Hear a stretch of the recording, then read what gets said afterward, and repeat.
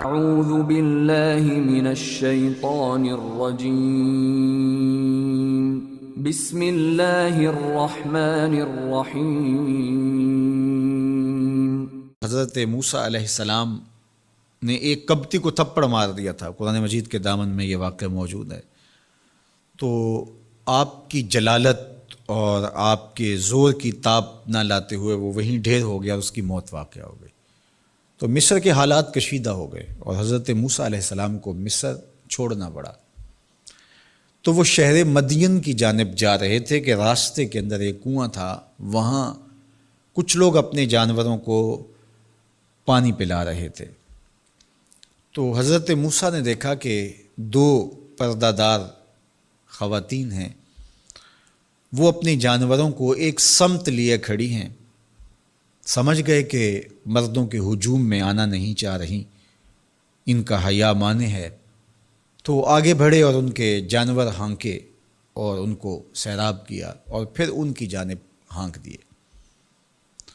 وہ واپس گئیں اور اپنے والد بزرگوار سے کہا کہ ایک سال نوجوان جس کی آنکھوں میں شرم و حیا تھا، اس نے ہمارے ساتھ یہ مہربانی کی۔ تو ان کے والد گرامی نے کہا کہ جاؤ اس کو بلا کے لاؤ۔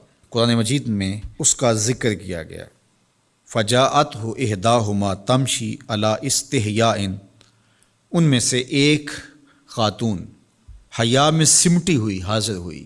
اس نے کہا کہ ہمارے والد گرامی آپ کو بلاتے ہیں، آپ نے ہمارے ساتھ جو مہربانی کی ہے اس کا وہ اجر دینا چاہتے ہیں۔ تو حضرت موسیٰ علیہ السلام ان کے ساتھ چلے گئے، اور جب گئے تو یہ گھر تھا حضرت شعیب علیہ السلام کا، اور یہ صاحبزادیاں حضرت شعیب علیہ السلام کی تھیں۔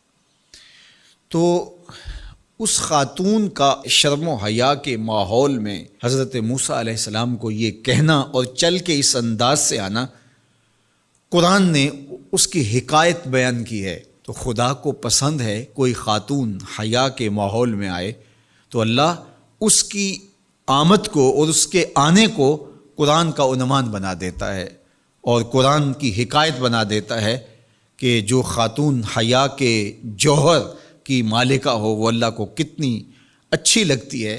اللہ اکبر۔ حضرت نبی اکرم صلی اللہ علیہ وآلہ وسلم کا فرمان حیا کے حوالے سے، الحیاء من الایمان، حیا ایمان سے ہے۔ تو جتنے بھی ایماندار لوگ ہیں وہ پھر حیا کے جوہر سے مزین ہوں گے، مالا مال ہوں گے۔ آپ دیکھ لیجئے، سب سے بڑے ایماندار تو میرے اور آپ کے آقا مولا ہیں، اور حضور کمواری لڑکی سے زیادہ حیادار تھے۔ باقی حضور کے اصحاب دیکھ لیجئے، ان کا حیا، اور حضور کی ازواج مطہرات کا حیا دیکھیے۔ ام المومنین حضرت عائشہ رضی اللہ تعالی عنہا فرماتی ہیں کہ حضور کا جب وصال ہوا اور حضور میرے حجرے میں دفن ہوئے، تو میں جب حضور کی قبر انور پہ جاتی تو معمولی چادر اوڑھ کے چلی جاتی، اس خیال سے کہ میرے شوہر ہیں۔ پھر حضرت ابوبکر صدیق رضی اللہ تعالیٰ عنہ کا وصال ہوا تو وہ بھی ساتھ دفن ہو گئے، تو میں پھر بھی اسی حالت میں جاتی اور میں سوچتی کہ ایک میرا شوہر ہے اور دوسرا میرا والد ہے۔ کہا پھر حضرت عمر رضی اللہ تعالیٰ عنہ کا انتقال ہوا اور وہ بھی ساتھ مدفون ہوئے۔ تو حضرت ام المومنین فرماتی ہیں کہ اب جب میں جاتی تو میرا جانے کا انداز مختلف تھا۔ فواللہ ما دخلت الا وانا مشدودۃ علی ثیابی حیاء من عمر، کہا اب جب بھی میں جاتی تو خوب اوڑھنی اوڑھ کے اور چادر لے کے جاتی، مجھے عمر سے حیا آتی۔ یہ ام المومنین کا انداز زندگی ہے۔ مخدرات اسلام کو اس سے سیکھنا چاہیے۔ جو قبر میں دفن ہیں ان سے بھی یہ حیا کریں، جو مومنوں کی ماں بھی لگتی ہیں۔ اور آج یہ دلائل دیے جائیں کہ پردہ تو جناب دل کا ہوتا ہے، چہرے کا پردہ تو نہیں ہے۔ باقی کسی کو اپنی آنکھ میں شرم پیدا کرنی چاہیے۔ عورت کو کیا ضرورت ہے کہ وہ اپنے آپ کو ڈھانپ کے رکھے؟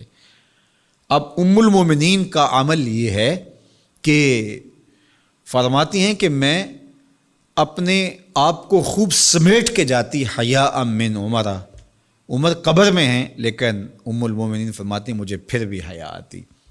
اور حضرت سیدہ طیبہ طاہرہ حضرت فاطمہ الزہرا رضی اللہ تعالی عنہا نے کہا کہ عورت کے لیے بہترین پردہ یہ ہے کہ اس کو کوئی غیر مرد نہ دیکھے اور وہ غیر مرد کو نہ دیکھے۔ تو جب یہ ہمارا دین ہمیں سکھاتا ہے اور حیا کا یہ سبق دیتا ہے، بڑوں سے حیا کرنے کی تلقین کی گئی، اللہ سے حیا کرنے کی، اس کے رسول سے حیا کرنے کی تلقین کی گئی۔ صحابہ فرماتے ہیں بعض اوقات ہم کچھ پوچھنا چاہتے ہوتے تھے اور حضور کے حیا کی وجہ سے ہم ایک عرصہ تک وہ بات نہیں پوچھ پاتے تھے۔ آج دادا کے سامنے بچے جس طرح بات کرتے ہیں اور جس طرح بچوں سے حیا کا جوہر ختم ہو گیا ہے اور اس کو وہ تہذیب نو کا کرشمہ سمجھتے ہیں اور جدید دور کی کرامت سمجھتے ہیں، یہ دور جدید کی کرامت نہیں ہے، یہ جاہلیت ہے۔ بڑوں کا احترام اور بڑوں کی عزت یہ زندگی کا جمال ہے۔